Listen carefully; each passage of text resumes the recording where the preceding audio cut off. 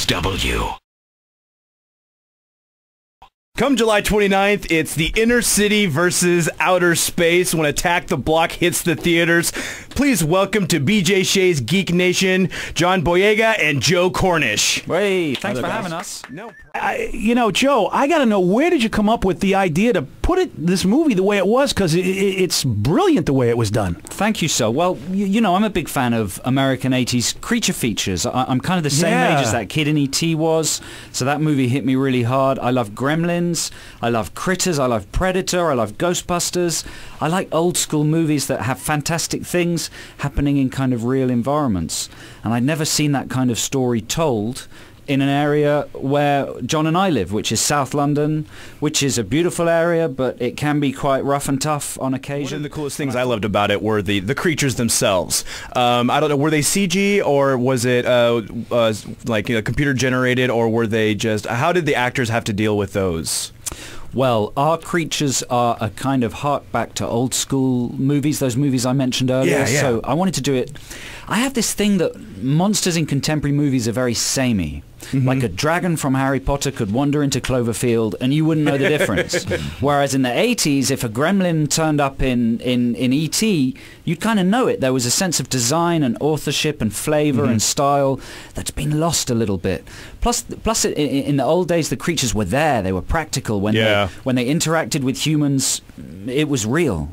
So we wanted to do that again. So our creatures are mostly practical, and we use CG technology to actually remove detail rather than add it. Nice. And when you see the movie, you'll understand that, but I hope these are creatures unlike you've ever seen in any movie before. And I have to say, man, and John Boyega also, who plays the lead character Moses in this, you had to deal with those creatures a lot. Mm-hmm. And Joe, I know you've done some work with Stephen Moffat. He and the Doctor Who crew have to be really jealous because they consider themselves the creature guys. Yeah. They make the scariest creatures ever.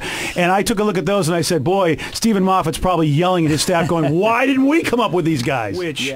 This is what I want to talk about. There's so many parts of this movie that are different than your typical comedy, typical horror movie, typical sci-fi movie, typical gangs problems, a West Side Story type movie. I love the unique first contact response, and I'm old enough to remember when Zefram Cochrane was getting the Vulcans drunk and Klaatu's boss got shot holding the cure for cancer. You know, so many different ways humans have reacted to aliens, but the way that the kids on the block decide, here's how we're going to have our first contact moment, I don't think I've ever seen that in the movie. And I was sitting there going, you know, would we be that way as humans? You know, as over the years, if we watch sci-fi all the way from Forbidden Planet and movies like that, and how humans have reacted, War of the Worlds, the older one, and how would we be? And Joe, you really took a look at it and said, this might happen if aliens come down to Earth, the way that the humans interact with these creatures when they see them for the first time. Yeah, you know, our alien wishes that it landed in Elliot's backyard. No Reese's Pieces for that guy. Speaking of alien invasion, since that's the complete premise of the movie, I want to know, in the event of an actual invasion, would you choose to fight or run away? And then also on that, if you were going to fight these aliens, either kick them, beat them up, stick them in a closet, and just beat the crap out of them, would you have a certain type of a weapon that you would choose? Well, are you talking about the Attack the Block aliens? With these ones, yes. Yeah, well, I invented them, so they would be profoundly respectful of me.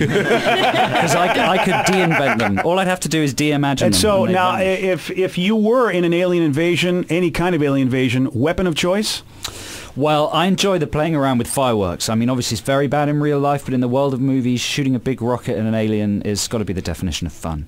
It was just so I don't know, almost third world. You know what I mean? When you think of all the video games we get to do, and John, I know you were taking a look at the new Batman game, and you were. So I gather you're a great gamer, first person style. Yeah, I'll beat you. What kind of weapon? What weapon, if you had your choice? Because I know you were given what you were given in the movie, but if you had your choice and it was a real alien invasion, what weapon in all the world of gaming would you want to take on the badass aliens? I would use what Shia LaBeouf used in Transformers 3 to take out Starscream. There you go. Yeah. What is that? What does he use? He uses like a gun that spikes to his eye, and then he goes and injects him with a little spike thing. Wow. Yeah, I'll use that. High class, huh? Yeah, there you go. That is nice. Yeah. So you're a big gamer. What's your games of choice then at this point? Well, I'm on level 42 of Call of Duty. If you want to battle me, I'll beat you. Oh, really? I'm a 46 Prestige 1 there. So I'll beat you point blank. All right. I'm gonna have to do that sometime.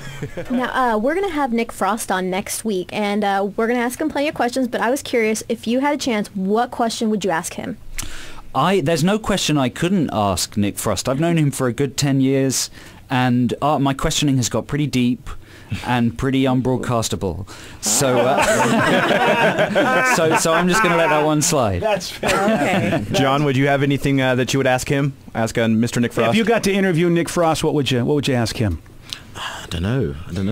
These guys had a good chance because he's in the movie, of course. He's in Attack the Block, and these guys had a great chance to talk to him. He gave you acting advice and stuff, didn't he, John? Yeah, he gave us loads of advice. What did he tell you?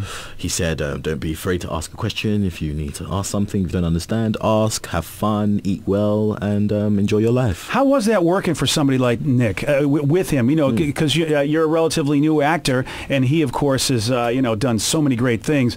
Was it intimidating? I mean, you go in there and do you wonder, like, God, it's one thing to try to perform for the director and everybody, but then you got somebody who's done that, and you go, did it make it a little difficult? I wonder if I almost think it would be hard not to be a little intimidated. Oh, no, I'm a badass, man. Come on, man. That's great. No, Nick was amazing. I always call him like Mr. Frost. He's just like your person, like your personal Santa Claus that just stays all throughout the year. That's what Nick is. He's just an amazing guy. I love that. We're definitely going to play that for Nick. Your personal Santa Claus. Yeah, I love that. Love Nick. Attack of the Block should be on your list too. This movie, I'm telling you, you're going to enjoy it because it's a movie that's fresh, fun, and well done. A great piece of art in the middle of the summer, where that's what we should expect, but we don't always get that. But Attack the Block. You heard the name here. Inner city versus outer space. You got to make this happen. See it before other people call you a knucklehead for not seeing it. Yeah. Guys, thank you so much for being here. Thank you very much for being That was great. Thank you. The BJ Shea Morning Experience on 99.9 KISW.